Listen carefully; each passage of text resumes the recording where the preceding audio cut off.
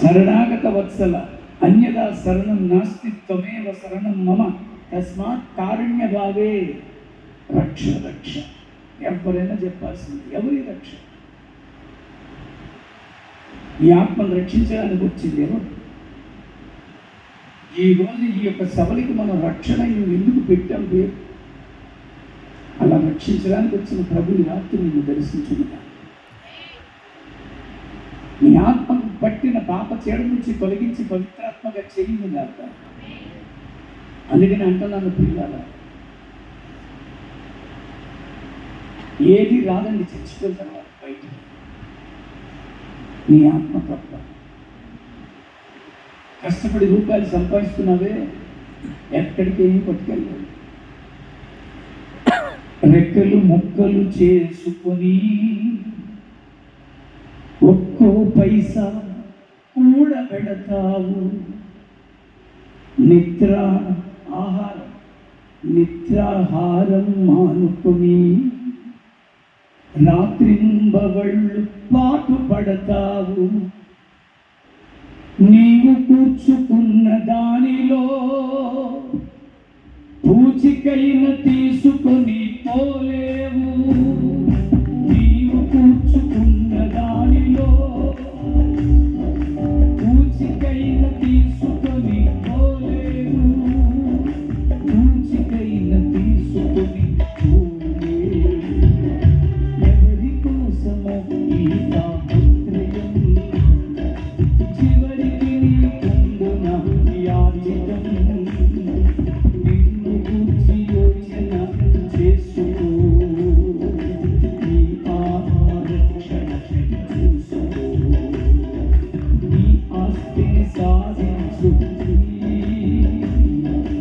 ఎవరెవరో సుఖం అనుభవిస్తారు, అయాచిత ధనమందుకొని. నీ వారసులు పూర్తిగా చెడతారు. పిల్ల పెళ్లి చేయడం కొరకు, వ్యాపార అభివృద్ధి కొరకు, ఇల్లు తాకట్లు కట్టి అప్పు తెచ్చుకొని వడ్డీలు కట్టలేక అప్పు తీర్చలేక అదే ఇల్లు రాసి చేసిన వాళ్ళు లేరండి. విదేశాలకు వెళ్ళి ఇక్కడ పిల్లలు బాగుండాలని నానా యాత్రలు పడుతూ అక్కడ ఒక్క రూపాయి సంపాదించి పంపిస్తుంటే తల్లిదండ్రుల కష్టాన్ని తెలియక ఇష్టం వచ్చినట్లు ఖర్చు పెడుతుంటే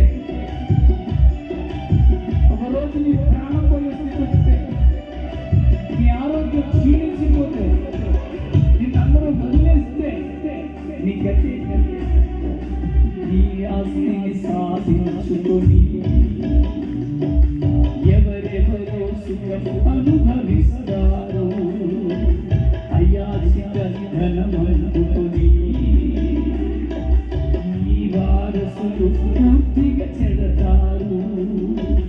ఆరోగ్యం క్షీణించగానే నీ దారిన నిన్ను విడిచి వెళ్తారు. ఆరోగ్యం క్షీణించగానే మాతృదేవో భవ, పితృదేవో భవ, ఆచార్య దేవో భవ, అతిథి దేవో భవ. ఇది కదా నీ దేశానికి నేర్పింది. బట్టి అమ్మలో దేవుని చూడ నాన్న, తండ్రిని దైవ సమానంగా భావించు. గురువులుగా ఉన్న వారిని దైవంతో గమనించు.